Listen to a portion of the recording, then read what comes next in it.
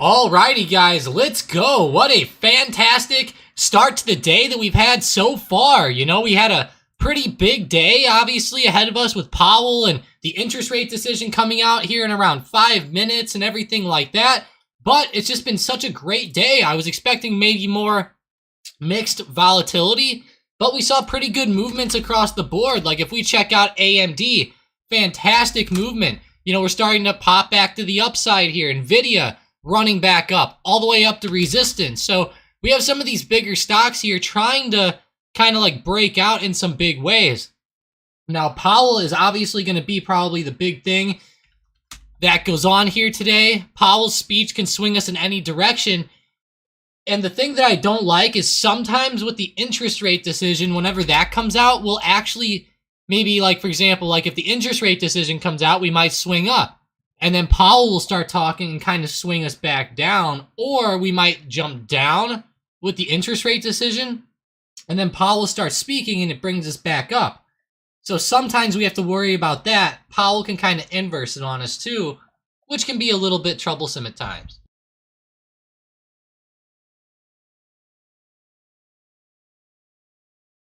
Yeah, it can definitely be a little bit troublesome, but looking at the stock market overall right now, man, I'm watching the SPY. We're sitting right around this $400 resistance, and I'm really just waiting for a big final move, a big final push here. We only have a couple minutes, and we're going to probably get some amazing runs to the upside.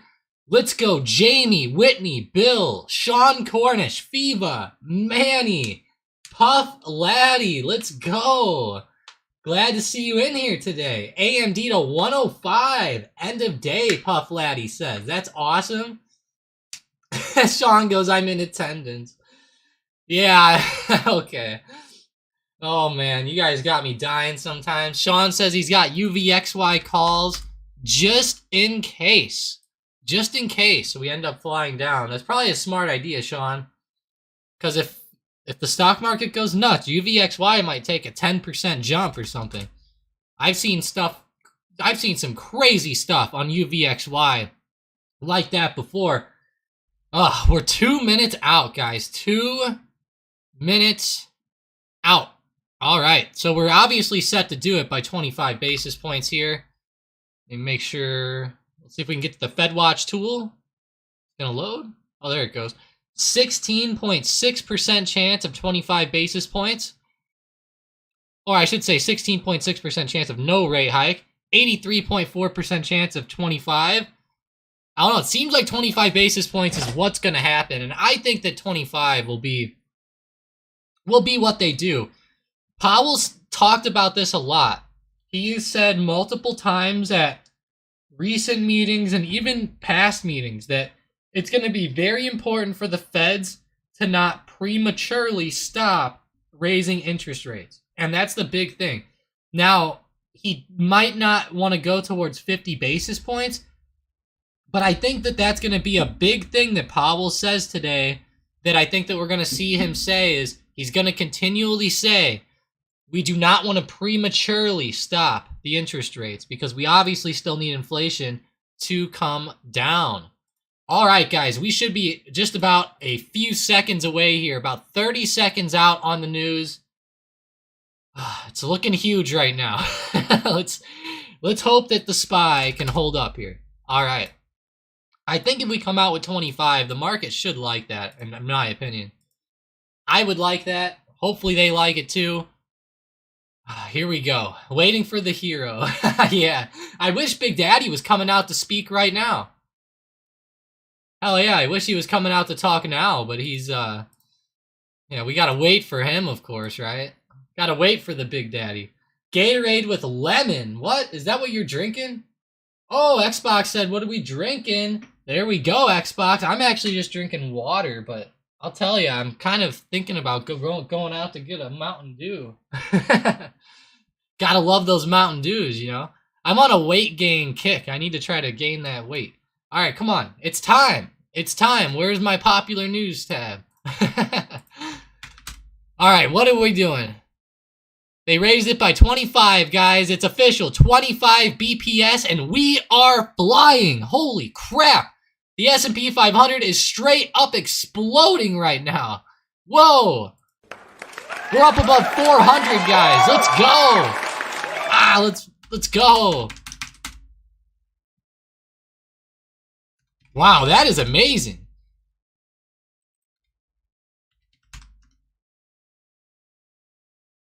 Wow. What a move to the upside. SPY initially. This move up initially is awesome. It's looking amazing. Come on, SPY. Let's keep going. Do not pull back on us here. That would be very upsetting to me. Don't do that. No. Keisha. 25 it is. Hell yeah, guys. Big green candle here. Tech is flying. Let's go look at Tesla, Microsoft, Apple.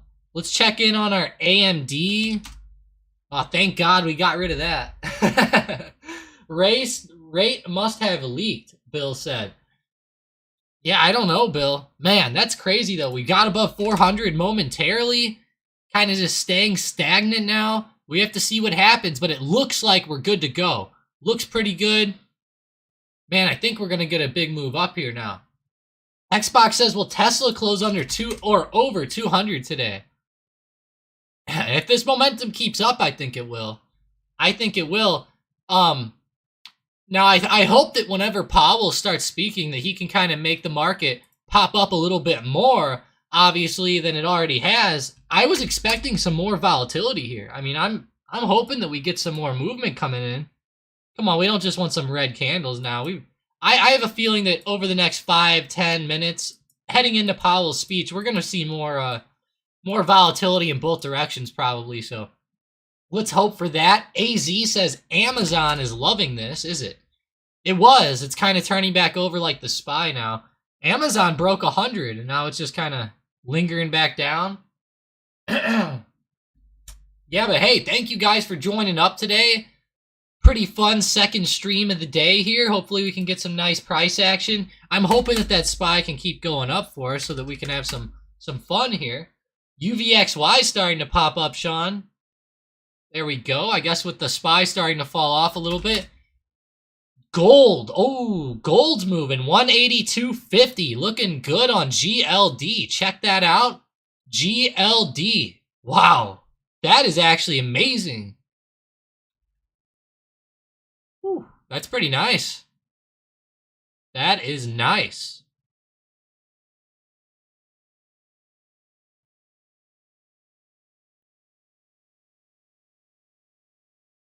Man, that's running up 182.77. Keep going, gold. I'll take it. It seems like gold is the big stock to watch, or GLD, or just gold futures, whatever you guys want to watch with gold. But wow, it is having quite the day compared to other stocks here off of that data. SPY is starting to move. Let's see TNX. How's TNX? Uh-oh. USO2Y maybe? Wow, big drops on the USO2Y. Uh-oh. That's pretty rough. That is insane. That's a big jump down on those yields. Wow.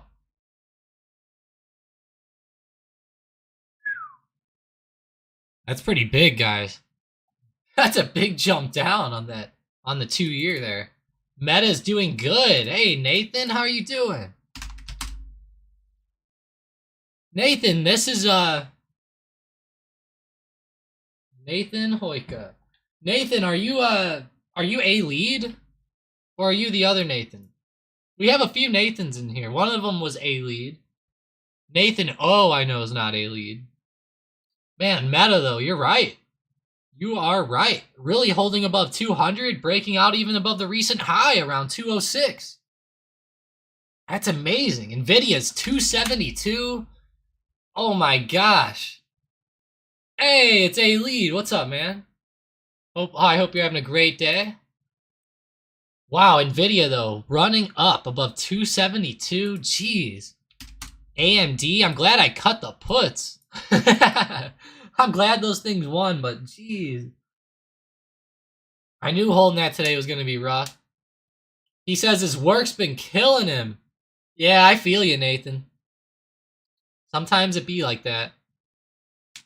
Sometimes it be that way, but yeah, I don't know what's up with that. The bonds, the US02Y right now is just insane to the downside. That got killed. US10Y also destroyed. I mean, it was a bad move there. This sent gold flying. It also sent the dollar flying to the downside as well. The dollar falling to me is awesome.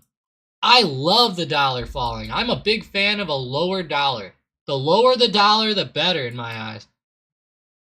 Let me see if I can find the big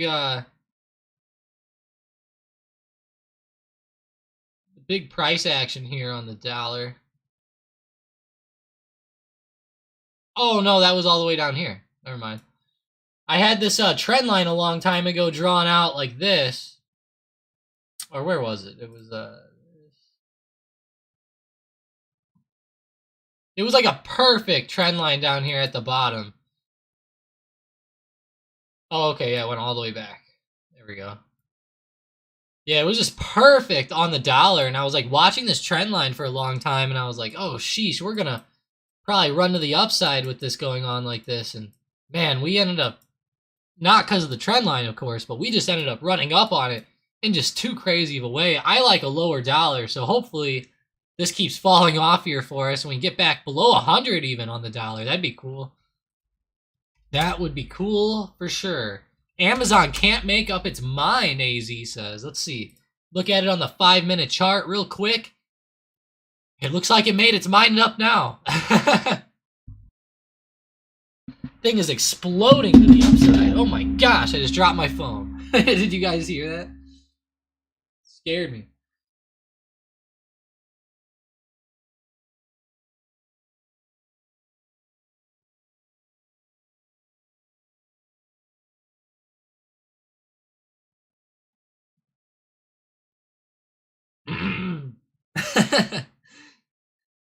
Wow, what a run though. Gotta get that bounce. Man, SPY looking good. AMD looking good. We got Big Daddy talking here in 20 minutes. No, Juicy, I'm not gonna get into anything right now. I'm not a big fan of playing this type of price action usually. Usually it's pretty volatile. But hey, you know, it looks like calls are the way to go today. Maybe following along with some calls ain't a bad idea.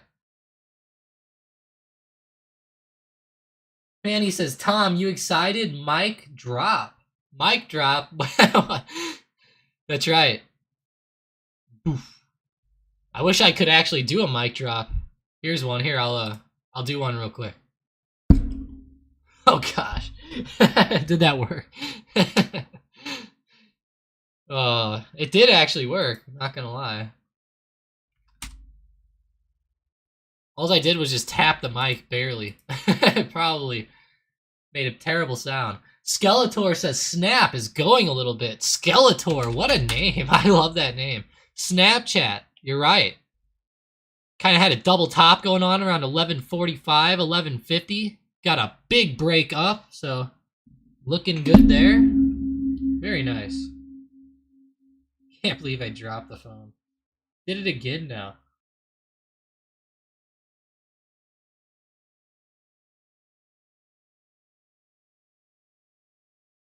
Wow.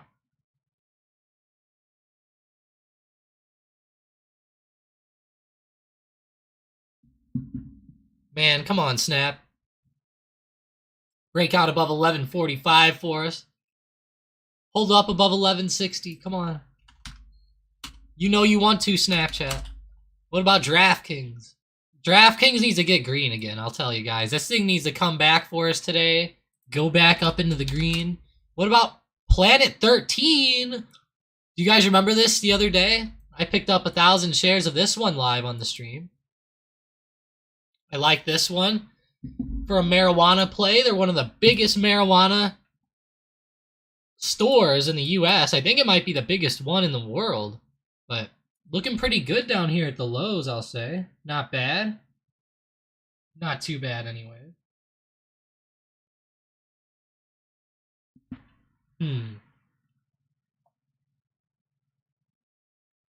Yeah, it's doing alright. Up around 90 cents right now. It's nothing crazy, of course, just a Little penny stock with marijuana. I noticed the marijuana was doing great today. They're kind of still continuing up off of this. It's looking pretty good, actually. I'll take that. It's fantastic. But hey, I really do appreciate you guys joining up today. It's been awesome. Sniper bots, AMD calls are doing good, AZ said. Yeah, I know, right? I know. It kind of had me angry because I had AMD puts. No, I'm kidding. I actually did, though. In the premium portion of the Discord, I called out AMD puts yesterday morning as a swing play. We got in, and it actually did so amazing for us. We got in up around the high, and AMD just died off to the downside. We ended up selling pretty close to the low, actually, and it did pretty well. It did pretty well for us. We sold out around 18%. Ended up not really making too much because when I cut it the second time, I had to cut it for a loss. So whenever you take both cuts into account, I think we only ended up making like 7% or 5%, but hey, we'll take it. Hey, Xbox, you gotta be Xbox, you gotta be more specific.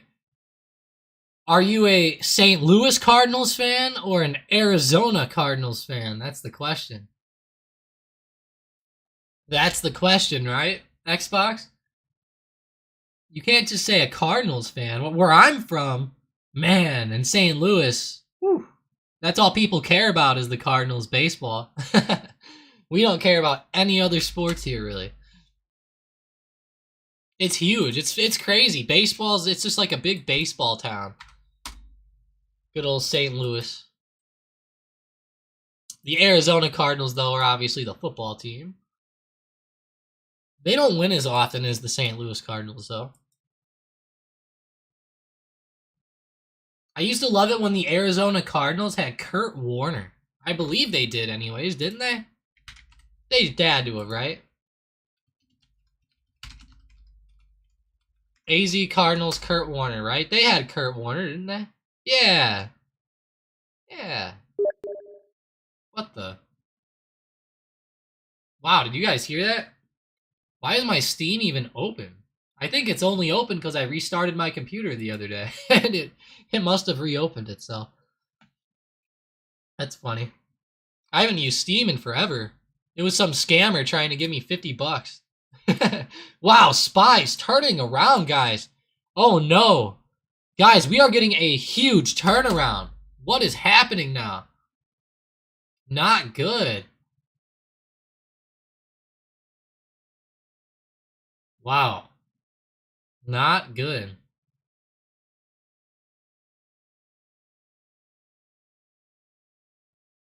Yeah, I used to like Warner Xbox because he was on the Rams.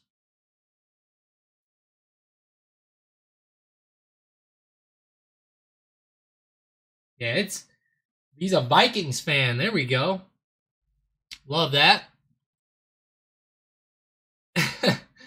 Xbox must love football. He thinks of Arizona, he's immediately like, the Cardinals. Hell yeah. That's funny, though. Hey, we will have Powell live here, guys, in 15 minutes. So don't forget to check back in. We'll have it live in 15 minutes here, side by side with the SPY. So we will have them both going at the same time. Man, I don't like the SPY pulling back like this. I was loving the price action there for a little while. Now we're starting to fall back down. I don't know, not the best thing to see today. Definitely not the best thing to see. Man. Now it seems like puts are the way to go, don't it? The momentum's carrying us right back. What's happening? Did Big Daddy inject puts into the market? So that when he speaks, he can make it pop up again? Is that what's happening? No, I'm just kidding. This is crazy, though, today, guys. We'll take it. Pretty fun day. Fun price action. We're waiting on Big Daddy now. Hopefully we can get some good movement here. Some better stocks. Boeing's trying to hold. Trying to hold up a little bit. How's GameStop? I know everybody loves the GameStop here. Looking fire. Looking good. You know what we need, guys? We need a hero. That's what we need. We need a hero. Hell yeah. Does everybody in here know about the song? The Powell song? Let's go, guys. Smash that like button. Let's get the likes up to above 20 today. That would be awesome for us. Thank you guys so much for joining up on this fabulous afternoon. I know we usually don't do afternoon live streams, but how can you not with a big event like this, right? You just have to. You have to. Hey, Manny, I love it. Smash the like button, guys. Let's go. Have a great day. Let's hope that Powell can come in and save us, baby. That's right. Let's get up to 20 likes. We get that Powell, we'll get our Powell song out here. We get up to 20 likes. We need a hero, guys. We need a hero. That's right. You guys will love this song for everybody listening in right now. You're going to love the song, the video, everything with it's going to be awesome. Let's go. Let's run it up. Let's run it up. Powell printer is what I type in to find this. Man, here we go. The Federal Reserve versus COVID, baby. Oh, yeah.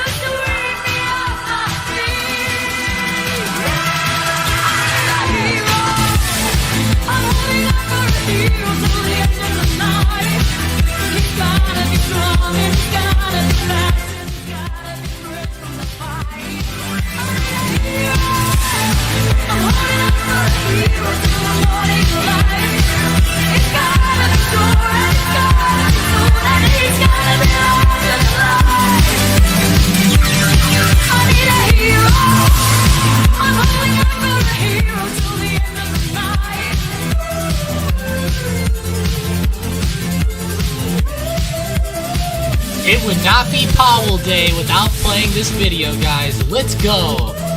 What a day. What a fantastic move. What a crazy run here.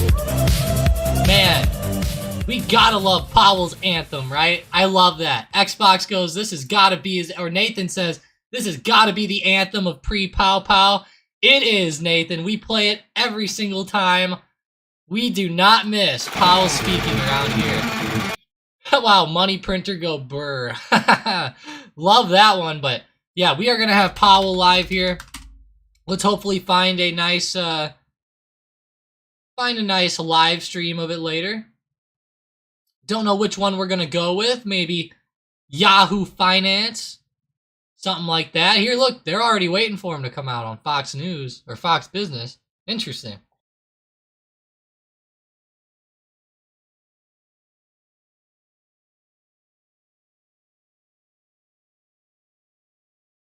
Love that song, though, guys. That is awesome. Freaking amazing. Gotta love it. Powell's anthem. Every time he speaks, we play it. Let's go. Come on, Powell. Let's get out here. Let's have a nice move. Oh, man. We need to see some awesome movement here. Powell better save us and get this SPY going back in the right direction. That's all I have to say. For the next 10 minutes, though, we'll go back to full screen. We'll check out everything as it goes.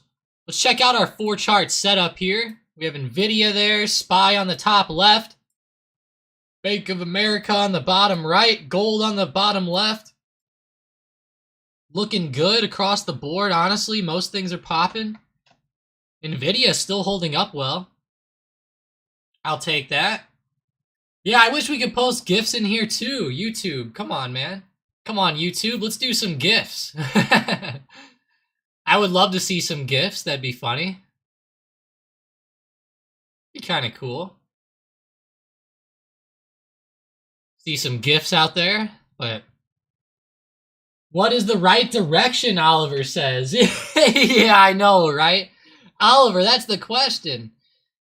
Like Peter said, the right direction is down, but I don't know. Maybe it's down, maybe it's up, maybe it's sideways. Maybe it's just revolutions. You follow?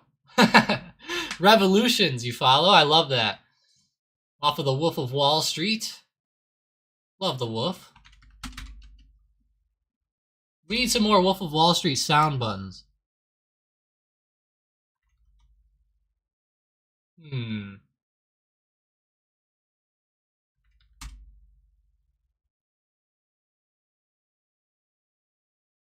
Steve Madden? No. Not Steve Madden. Oh, man. Should I play the button? We're going to play the button, guys. Steve Madden. I wonder what it's going to sound like. Steve Madden. Steve. It's Steve. I love Steve, man. That scene from The Wolf of Wall Street was awesome. With Steve Madden on there. What stocks are you guys watching right here? Yeah, let me know what stocks you're watching. Love to hear about them. Especially with all this stuff going on. Oliver found something close to a GIF. Xbox, I actually saw that. I actually saw it the second you posted it. I have the Discord up right here on the second screen. Looking good. Yeah, that's funny. Yeah, I have discussion chat right there. Should be fire. Man, what a day this is going to be, though. We're about 6 minutes out from him speaking. No, Juicy, today, I don't think it will today, Juicy. Today, I don't think SniperBot's going to be down for anything else. Yeah, I don't know. Today, I don't think so. I think we already had most of our plays. Yeah. It looks like it already called out 3, so that's usually about what it gets to. It'd be kind of neat if it did, Juicy, but I don't know. I'm kind of glad it's not with the way the volatility's going. Honestly, probably going to be all over the place. Whitney's watching JPM and SoFi for shorts. Nice. JPM, or at least SoFi. Wow. Yeah, SoFi had a big jump earlier. Yeah, they ran up a lot this morning. They're kind of just holding up here now. SoFi, or I mean JP Morgan kind of looks cool. I like that setup. There we go. Wow. Wow, that's pretty fire.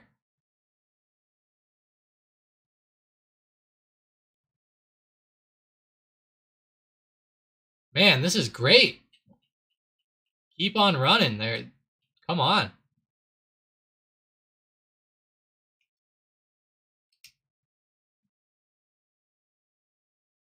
Yeah, I did appreciate it, Xbox, for sure.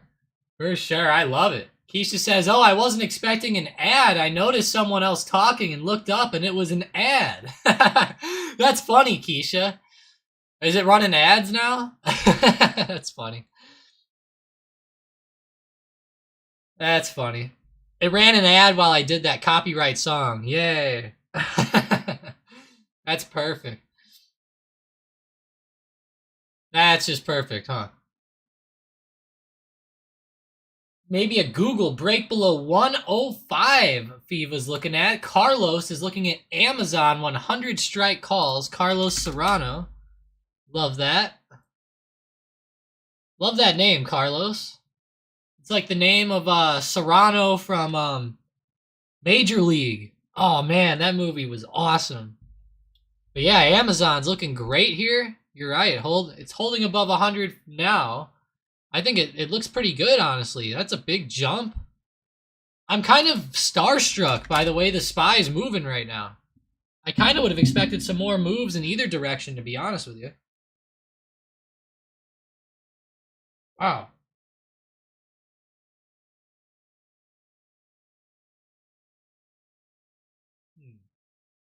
Very interesting today.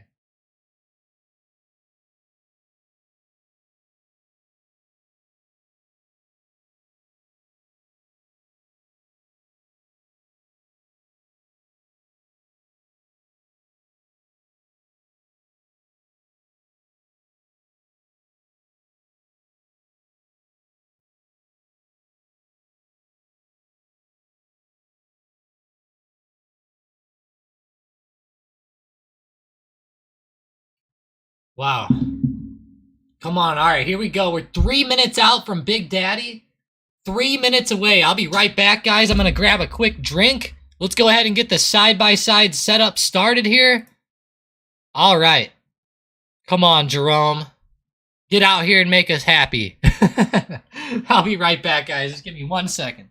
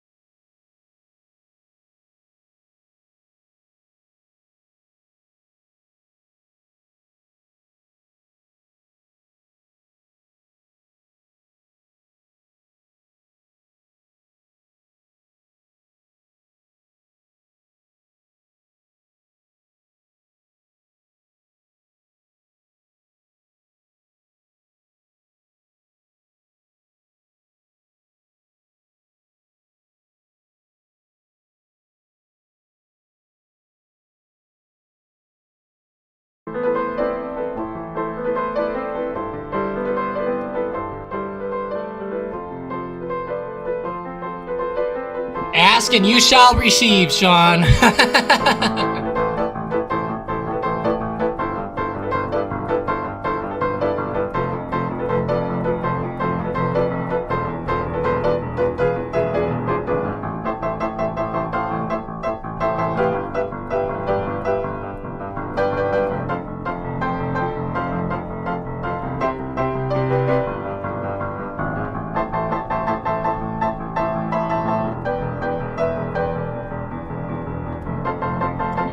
All right, here we go. He should be out here.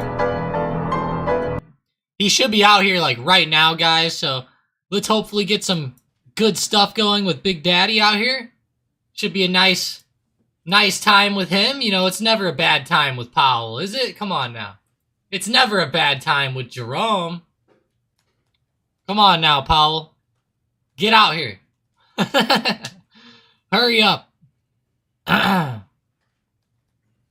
What's mini player? Oh boy, we don't want that. Oh, here he is.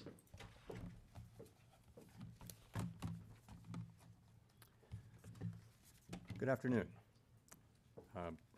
Before discussing today's meeting, let me briefly address recent developments in the banking sector.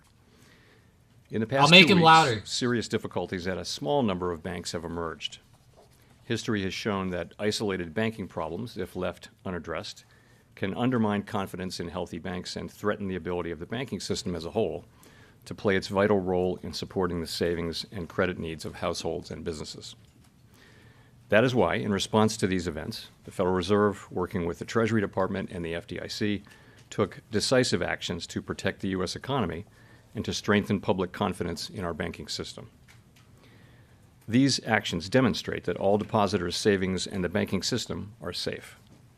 With the support of the Treasury, the Federal Reserve Board created the Bank Term Funding Program to ensure that banks that hold safe and liquid assets can, if needed, borrow reserves against those assets at par. This program, along with our long-standing discount window, is effectively meeting the unusual funding needs that some banks have faced and makes clear that ample liquidity in the system is available. Our banking system is sound and resilient with strong capital and liquidity. We will continue to closely monitor conditions in the banking system and are prepared to use all of our tools as needed to keep it safe and sound. In addition, we are committed to learning the lessons from this episode and to work to prevent events like this from happening again. Turning to the broader economy and monetary policy, inflation remains too high and the labor market continues to be very tight. My colleagues and I understand the hardship that high inflation is causing, and we remain strongly committed to bringing inflation back down to our 2% goal.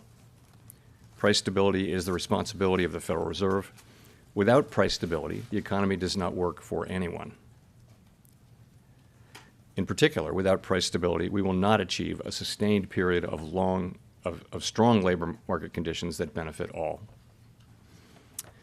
The U.S. economy slowed significantly last year, with real GDP rising at a below-trend pace of 0.9%. Consumer spending appears to have picked up this quarter, although some of that strength may reflect the effects of swings in the weather across the turn of the year. In contrast, activity in the housing sector remains weak, largely reflecting higher mortgage rates. Higher interest rates and slower output growth also appear to be weighing on business fixed investment. Committee participants generally expect subdued growth to continue. As shown in our summary of economic projections, the median projection for real GDP growth stands at just 0.4% this year and 1.2% next year, well below the median estimate of the longer-run normal growth rate.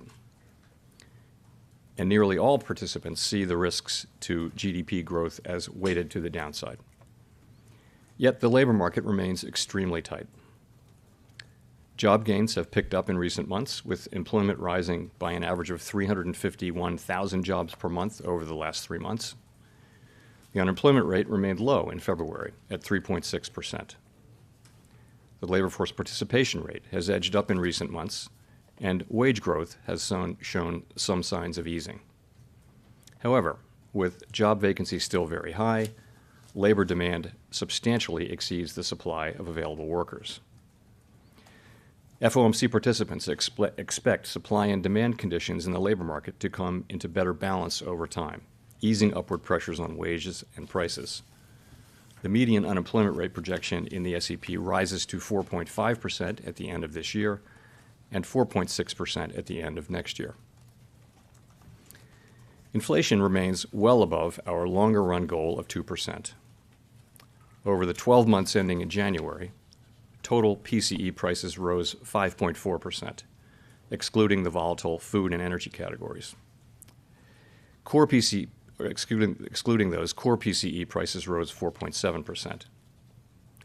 In February, the 12-month change in the CPI came in at 6%, and the change in the core CPI was 5.5%.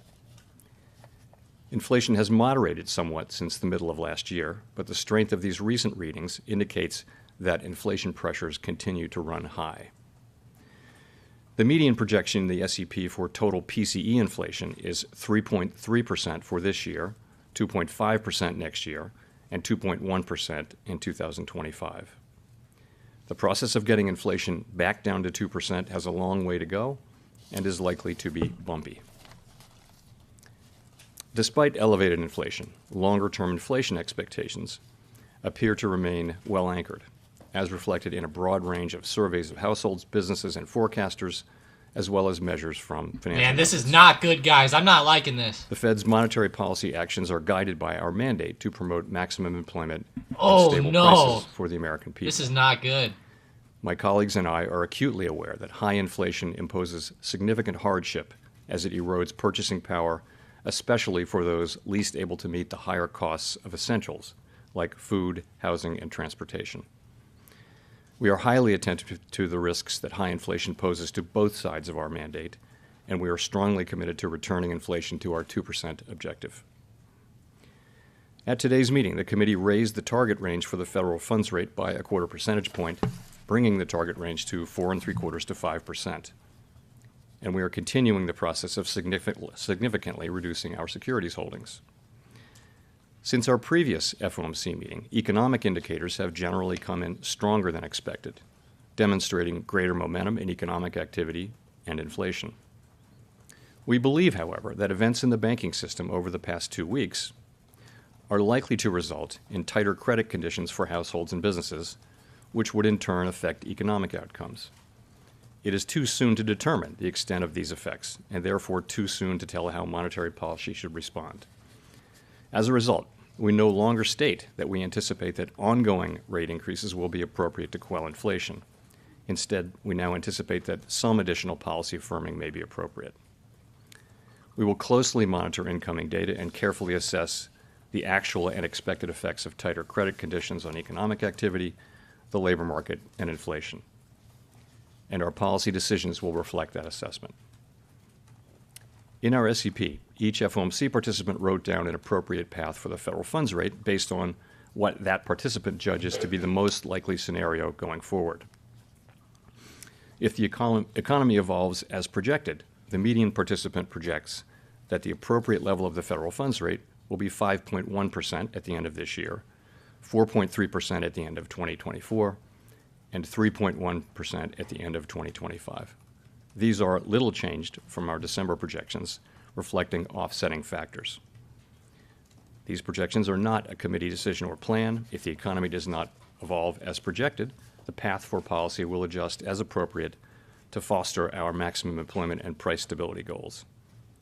We will continue to make our decisions meeting by meeting based on the totality of the incoming data and their implications for the outlook for economic activity and inflation.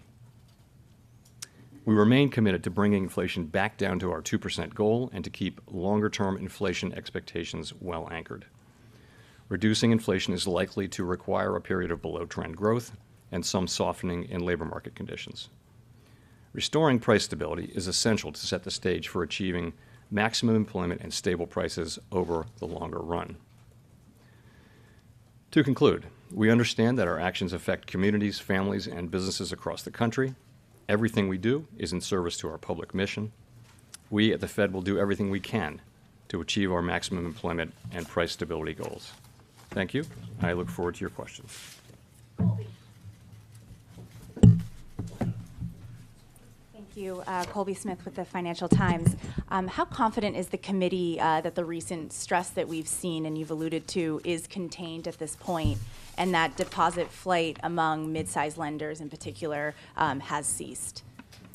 Thanks. So I guess our view is that the banking system is sound and it's resilient. It's got strong capital and liquidity. Man, We took what a powerful day. actions with Treasury and the FDIC, which demonstrate that all depositors' savings are safe and that the banking system is safe.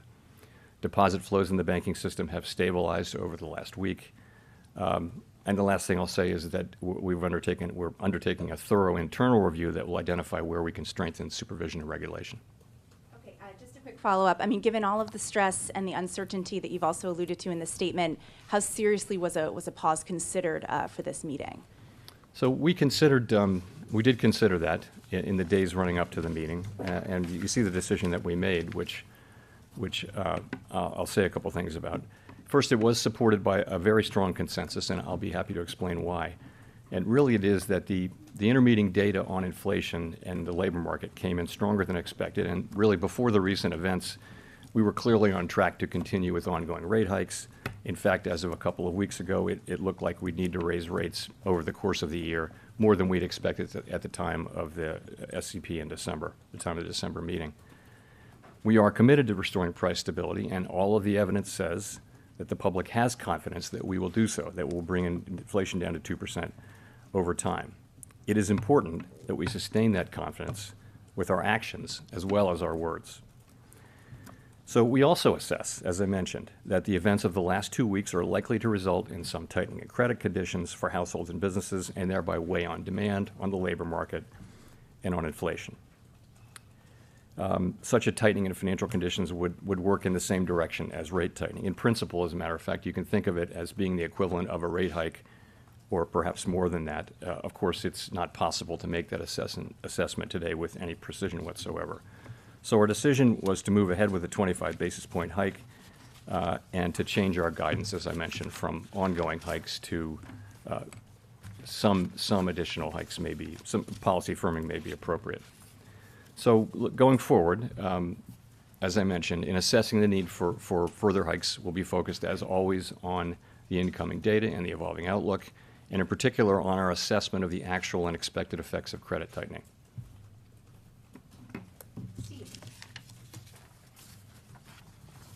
Mr. Chairman, can you explain the difference between ongoing rate increases and firming? Does firming imply a rate increase per se, or could policy firm without you increasing rates? No, I think it's meant to refer to our policy rate. Really, I would focus on the words may and some. Wow, that's pretty big. They're opposed to changing their ongoing. stance, guys. Ongoing. So Wow. we clearly were, what we were doing there was They are taking starting on to turn board it the around. I'm trying to seeing guys reflect the talk about it in uncertainty Discord. About Man, what will they are happen. starting to It's change things. possible that this will turn out to have very modest effects. These events will turn out to be very, very modest effects on the economy, in which case, and inflation will continue to be strong, in which case the path will might look different. It's also possible that this potential tightening will contribute significant tightening in credit conditions over time, and in principle, if that means that monetary policy may have less work to do. We simply don't know. So, Do you have concerns that the hike you did today could further exacerbate the problem in the banks? no, I mean, with our monetary policy, we're really focused on macroeconomic outcomes. In particular, we're focused on this potential credit tightening and what can that produce in the way of tighter credit conditions. I think when we think about the situation in the banks, we're focused on our financial stability tools, in particular our lending facilities, the discount window, and also the new facility.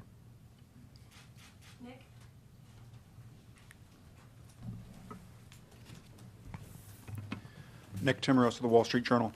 Chair Powell, in your testimony 2 weeks ago, you had indicated you thought the terminal rate Wow. would be higher. Spy, Obviously, there that we was go. before the stress in the banking sector.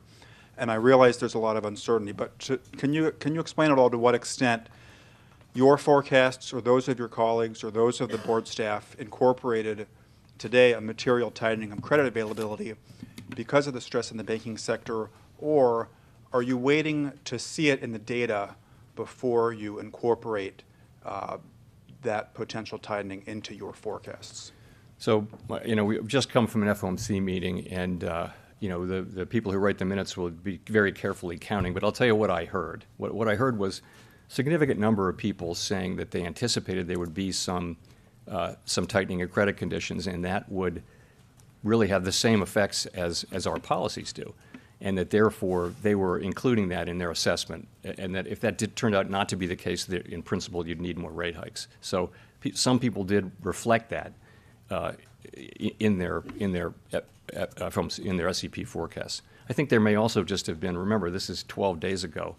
We're trying to assess something that just is so recent, and it's very difficult. There's so much uncertainty. So December was a good place to start, and we wound up with very similar outcomes for December.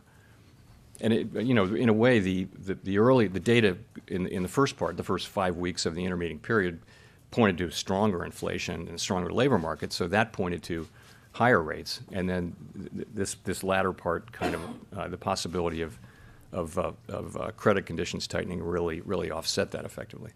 To follow up, have you considered at all whether your primary tool, the funds rate, is going to be enough to sustain the kind of tighter financial conditions that you believe will be necessary without doing significant damage to the banking sector? Have you, for example, considered changing reserve requirements, selling assets out of the system, open market account, as a way to better achieve tighter financial conditions that don't accelerate deposit erosion, for example, from banks?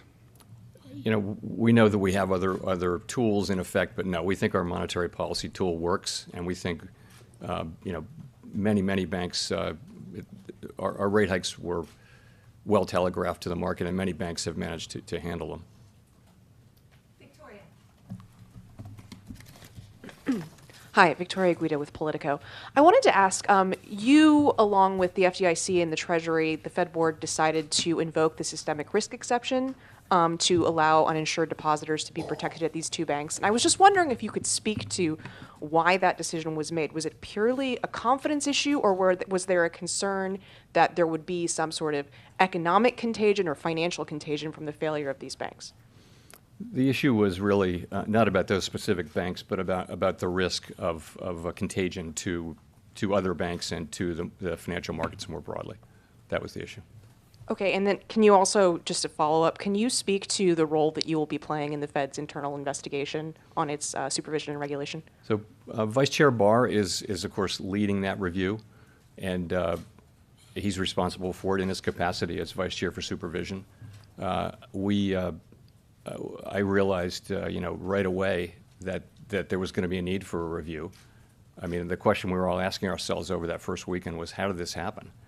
And what we did was early Monday morning we sat down and said, let's do this, and he was obviously going to lead it in his capacity. So I don't, you know, my role was to announce it, and I get briefed on it, but I'm not involved in the work of it.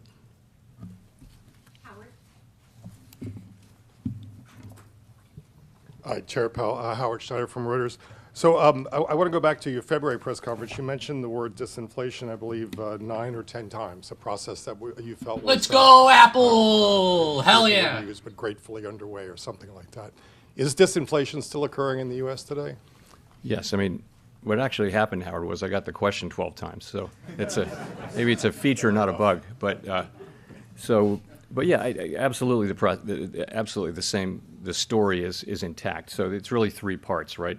Goods inflation's been coming down now for 6 months. It's proceeding more slowly than we would have liked, but it's certainly proceeding.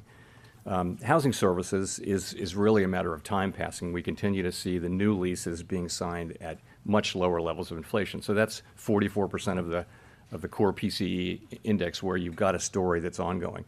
Where we didn't have in February, and we still don't have now, is a sign of progress in the non-housing services sector, and that is, you know, that's just something that will have to come through softening demand, and perhaps some softening in labor market conditions. We don't see that yet, and that's of course 56% of the index. So the story is pretty much the same. I will say that the inflation data that we got, to your point, really pointed to stronger inflation.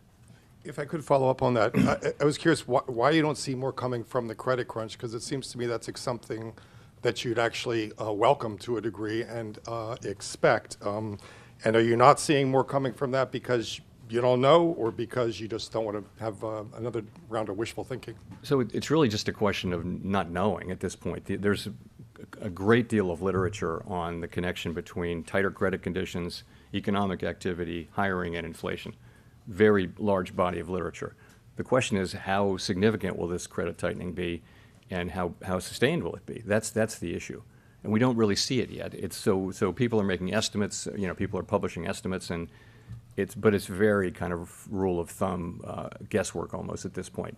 But we think it's potentially quite real, and that argues for, you know, being alert as we go forward, as we think about further rate hikes. For us, we'll be paying attention to the actual and expected effects from that. Gina. Come on, Big Daddy. We need more upwards New York movement. Times. Thank you for taking our questions. I wonder if you could talk a little bit, I know that you've got your internal review coming, but I wonder if you could talk a little bit about what you think happened with oversight at Silicon Valley Bank and whether this suggests that something about regulation and supervision needs to actually change going forward. And I wonder, how can the American people have confidence that there aren't other weaknesses out there in the banking system, given that this one got missed, as you noted? So let me say what I think happened, and then I'll come to the questions around supervision. So at a basic level, Silicon Valley Bank management failed badly. They grew the bank very quickly. They exposed the bank to significant liquidity risk and interest rate risk, didn't hedge that risk. We now know that supervisors saw these risks and intervened. We know that the public saw all this. We know that SVB experienced an unprecedentedly rapid and massive bank run. So this is a very large group of connected depositors, concentrated group of connected depositors, in a very, very fast run, faster than the historical record would suggest. So as for us, so for our part, we're doing a review of supervision and regulation. My only interest is that we identify what went wrong here. How did this happen is the question. What went wrong?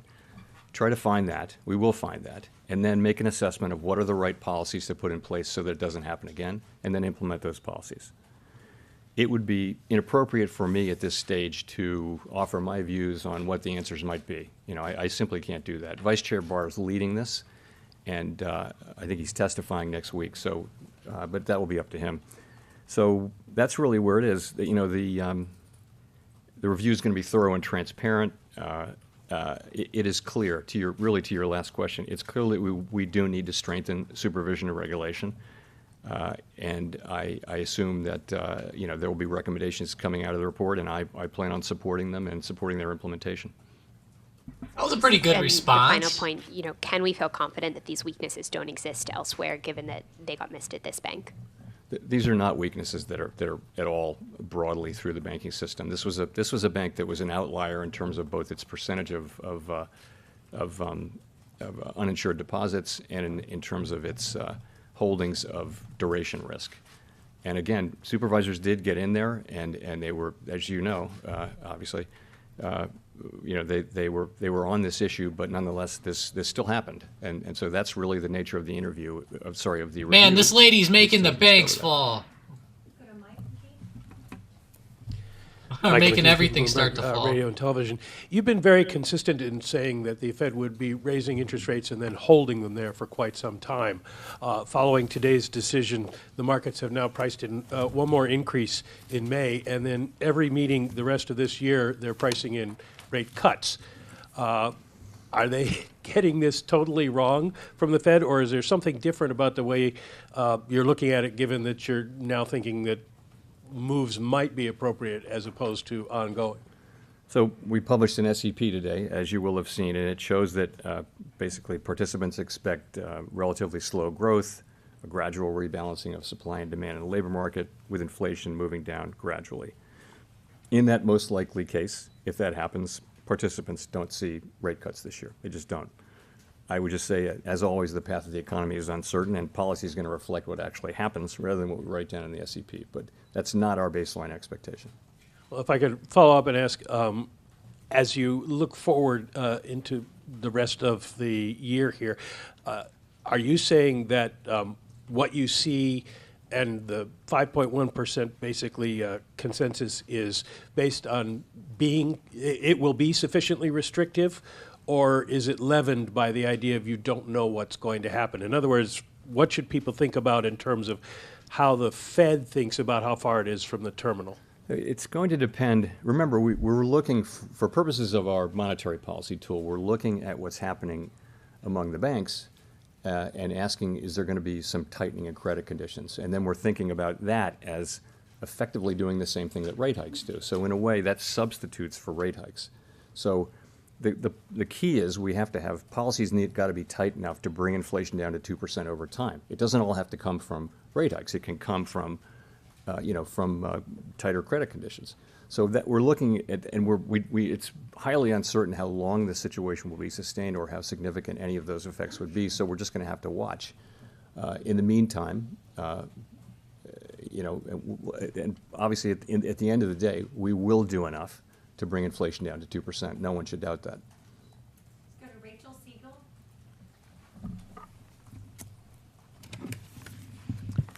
Hi, Chair Powell. Rachel Siegel from the Washington Post. Thank you for taking our questions.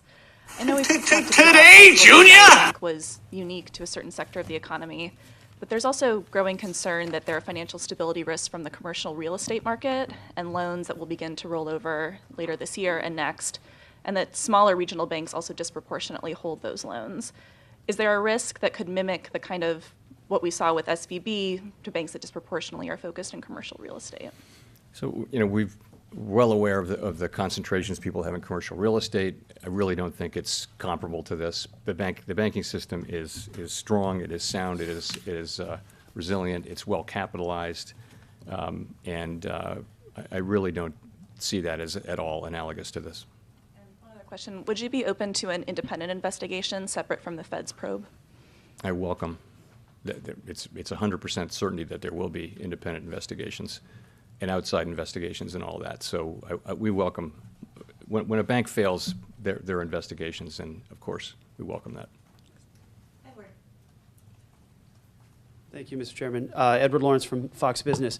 Inflation has been rather sticky, so do you need help from the fiscal side to get inflation down faster? We don't assume that. We don't give advice to the fiscal authorities, and we assume that we take fiscal policy as it comes to our front door, stick it in our model along with a million other things, and we have responsibility for price stability. The Federal Reserve has responsibility for that, and nothing is going to change that. So we will get inflation down to 2% in time.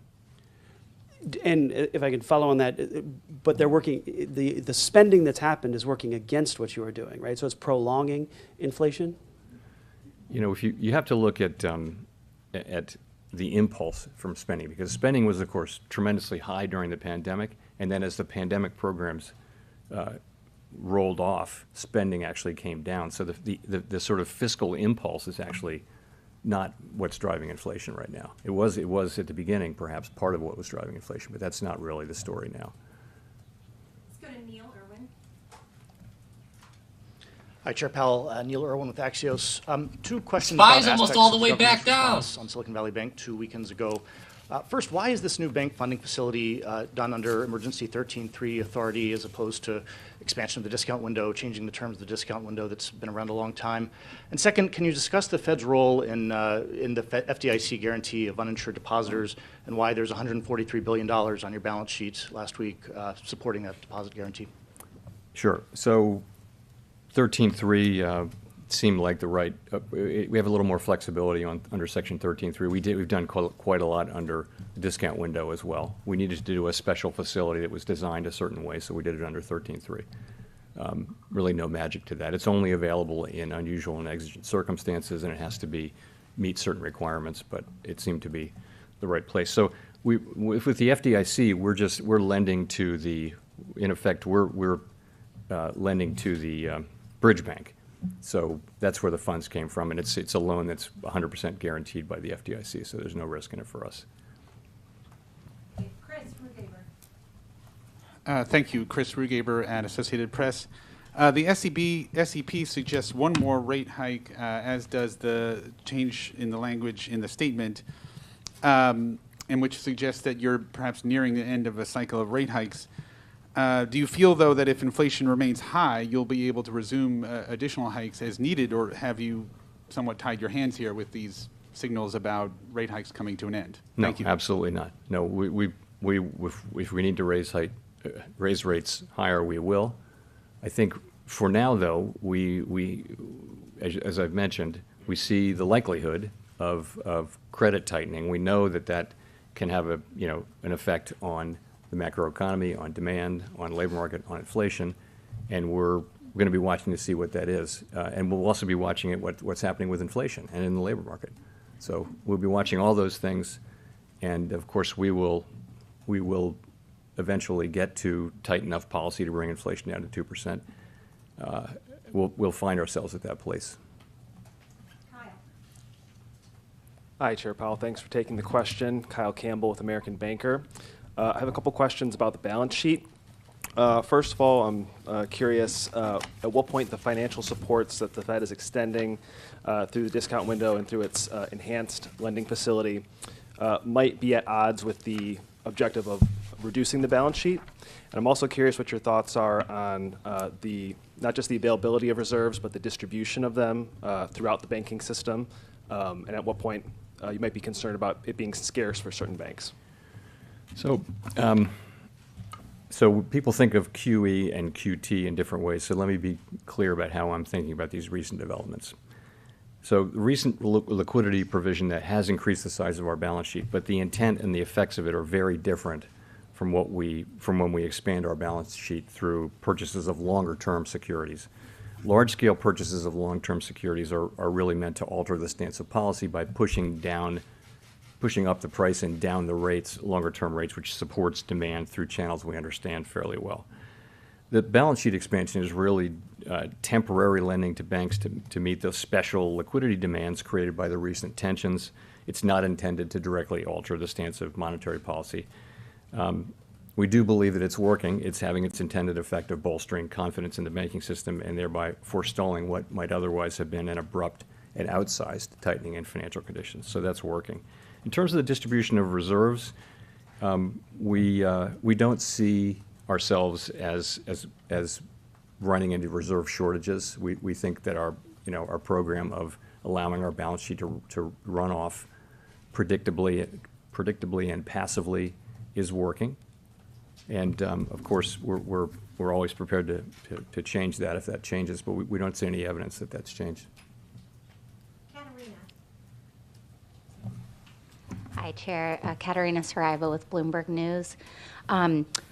The minutes of the January-February meeting, the last meeting, indicate that you discussed the possibility of runs on non-bank financial institutions and the impact of large unrealized losses on bank portfolios. Can you talk a little bit more about that discussion, kind of what was talked about in light of that? And then why didn't the Fed do anything about that at that point to ultimately prevent, what happened this month?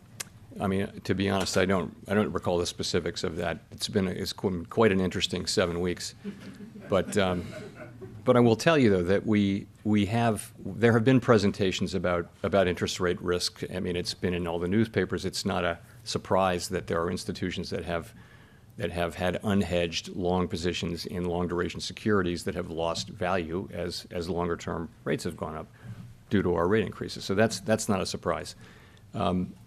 I think, as you know, as it is now on the public record, the supervisory team was apparently very much engaged with the bank repeatedly and was escalating, but nonetheless what happened. And so that's really the purpose of one way to think about the review that Vice Chair Barr is conducting, is to try to understand how that happened and try to understand how we can do better and what policies we need to change. I mean, one thing is the speed of I'll come back to that, the speed of the run. It's very different from what we've seen in the past, and it does kind of suggest that there's a need for possible regulatory and supervisory changes, just because supervision and regulation need to keep up with what's happening in the world. Can you confirm whether or not the board knew about these escalations by the examiners in San Francisco? I will have to come back to you on that. Yeah, I don't know. Simon Urbanovich with The Economist. Thank you very much. Chair Powell, you've stated twice today that all depositors' savings in the banking system are safe. Are you saying that de facto deposit insurance covers all savings? Shouldn't Congress have a say in that? And just by way of example, if a bank with this is not looking good, guys. Not at all here. Oh my gosh, we just gave it all back and then some. I'm not saying anything more than I'm saying. So, but what I'm saying is you've seen that we have the tools to protect depositors when there's a threat of serious harm to the economy or to the financial system, and we're prepared to use those tools. And I think depositors should assume that their deposits are safe. Go to Greg Robb. Thank you, Chair Powell. Greg Robb from MarketWatch. I was wondering if you could give us a little bit more color. You gave just a little bit of color. You said during the first week of the Silicon Valley weekend, you said the question you guys asked was, how did this happen when you saw Silicon Valley Bank? So I was wondering if you could go to the Credit Suisse merger. I mean, wasn't that the big gorilla in the room? Didn't you breathe a sigh of relief when that merger happened? Thanks. Sure. So, that was really the Swiss government. We, of course, were following it over the course of the weekend, and we were engaged with their authorities in the way that you would expect, all the ways that you would expect. It seems to have been a positive outcome in the sense that the transaction was agreed to, and it has been, the markets have accepted it, and it seems to have gone well, and I think there was a concern that it might not go well. So coming into the middle of this week, yes, I would say that has gone well so far. Check out the poll, guys. Vote in the poll. This will be a fun one, I think. Hi, thank you, Chair Powell. Nicole Goodkind with CNN Business. In the summary of economic projections, the FOMC sees the unemployment rate increasing to 4.5% this year. I'm wondering how you anticipate preventing this from snowballing while using the admittedly blunt tools at your disposal. So that's an estimate of what will happen as demand slows and as conditions soften in the labor market. And it's a highly uncertain estimate. And there's really, we have to bring inflation down to 2%. The costs of bringing it down, there are real costs to bring it down to 2%, but the costs of failing are much higher. And if you read your history, as I'm sure you have, you can see that if the central bank doesn't get inflation back in place, make sure that inflation expectations remain anchored, you can have a long series of years where inflation is high and volatile, and it's hard to invest capital. It's hard for an economy to perform well, and we're looking to avoid that, and and to get back to where we need to be, back to where we were for a quarter century, and get there as quickly as we can. But I guess the question is, historically, it's hard to.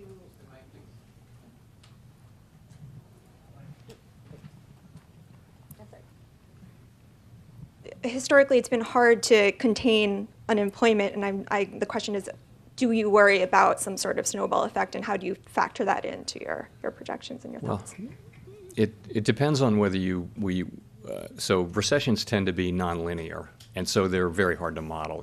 The models all work in a kind of linear way. If you have more of this, you get more of that. But when a recession happens, the reactions tend to be nonlinear, and that's so we don't know whether that'll happen this time. We don't know. If so, we don't know how significant it will be. And so, we're very focused on getting inflation down, because we know in the longer run that is the thing that will most benefit the people we serve. That's how we can have we've had very strong labor markets through these long expansions that we've had. 4 of the 5 longest, or 3 of the 4 longest expansions in U.S. history have been really since the high inflation period. And the reason was inflation wasn't forcing the central bank to come in and stop an incipient or an expansion.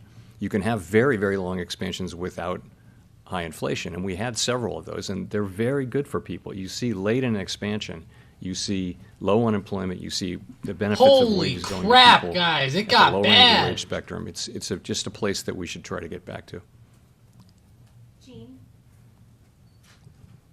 Hi, Chair Powell. Jean Young with Market. Yeah, Sean, those I UVXY just wanted to calls are ask, coming in handy with now, all I the events bet. of the past 2 weeks, do you still see a possibility of a soft landing for the U.S. economy? It's too early to say really whether. Wow. She asked him, do you whether think these events have there's had a soft much of an landing? effect. And he goes, I don't know. It's hard for me to see how they would have helped the possibility, but I guess I would just say it's too early to say whether there really have been changes in that. The question will be how long this period is sustained. The longer it's sustained, That then the sounded greater scary, will what be he said. the likely declines in or tightening in credit standards, credit availability. So we'll just have to see. I do still think, though, that there's a pathway to that. I think that pathway still exists, and we're certainly trying to find it. Nancy. Hi, Chair Powell. Nancy Marshall-Genzer with Marketplace. Just wondering how many financial institutions have been issued matters requiring attention or matters requiring immediate citations at this point? How many? I don't know.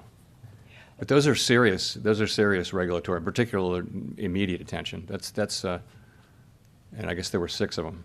So.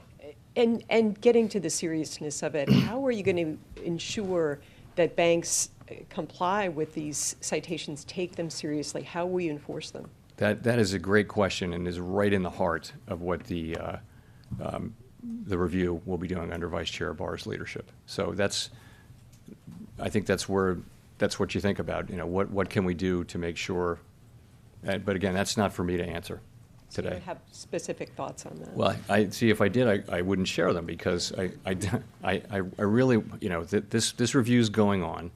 And I want nothing other than us to find out what happened and why, figure out what we can do to do better, and then implement those changes. That's all I want. It's for me to be giving you my half-formed or partially informed thoughts. It just isn't appropriate. There's a real serious review going on with people from all over the Federal Reserve System who are not connected to this, to this work, not connected to this bank. And under again Vice Chair Barr's leadership, and I'm confident that it will produce a satisfactory result.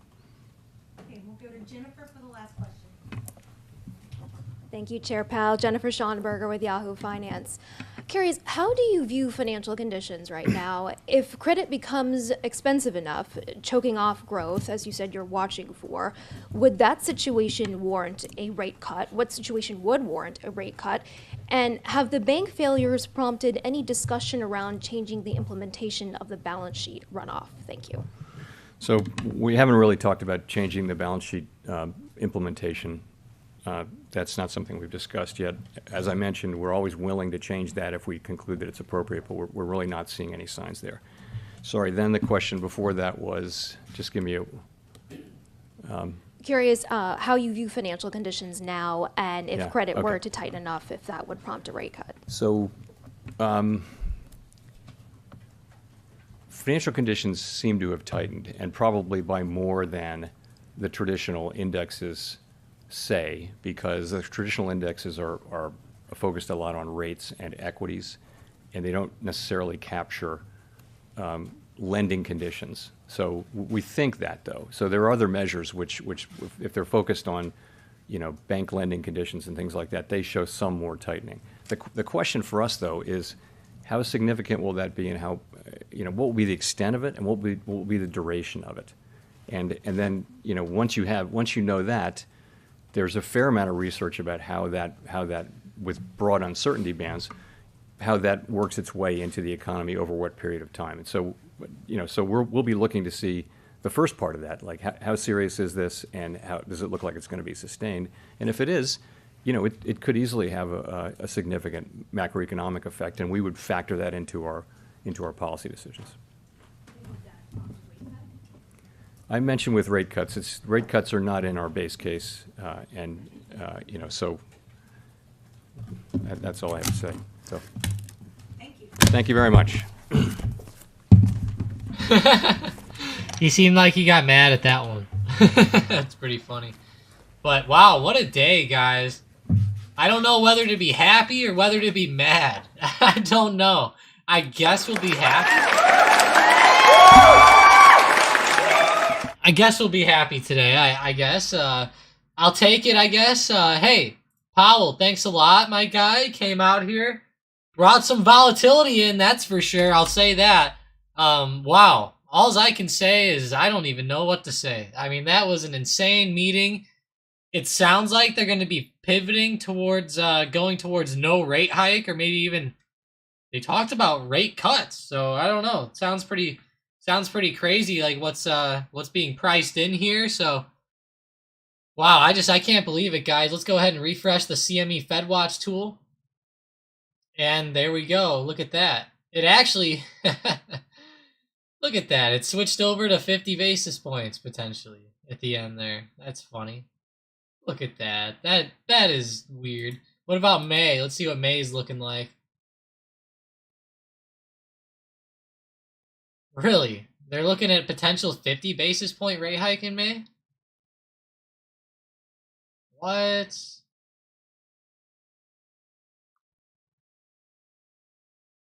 Why is that? Man.